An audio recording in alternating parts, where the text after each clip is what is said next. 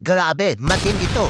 Ayon sa claim ng Iran, tinamaan umano ng kanilang drones ang isa sa pinaka-malakas na barko ng Amerika, ang USS Abraham Lincoln, habang ito ay nasa Sea of Oman, malapit sa mahalagang shipping route na Strait of Hormuz.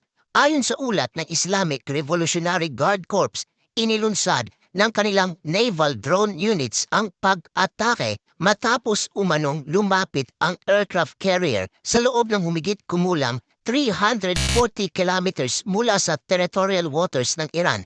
Ang pahayag na ito ay iniulat ng Tehran Times at binanggit din sa ulat ng Naval Today.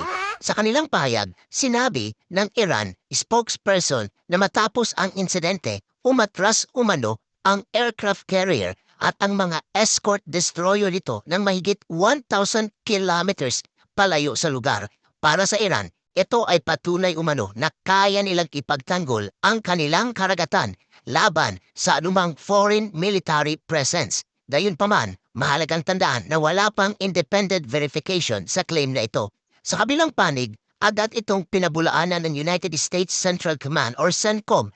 Ayon sa kanilang pahayag, walang missile o drone ang tumama sa USS Abraham Lincoln at nanatiling fully operational ang carrier habang nagpapatuloy ang routine military operations nito sa Gulf of Oman at Arabian Sea. Ayon sa mga eksperto sa geopolitics at military strategy, maaaring bahagi ito ng tinatawag na asymmetric warfare strategy ng Iran. Sa halip na direktang makipaglaban sa malalaking hukbo ng Amerika, gumagamit sila ng drones, missiles at naval tactics upang ipakita na kaya nilang hamunin ang presensya ng US sa rehiyon. Ngunit ayon naman sa ilang defense analyst, possible ring bahagi ng psychological warfare o propaganda ang ganitong pahayag dahil kung totoong tinamaan ang isang aircraft carrier tulad ng USS Abraham Lincoln, ito ay magiging napakalaking military escalation na maaaring magbunsod ng mas malawak na digmaan.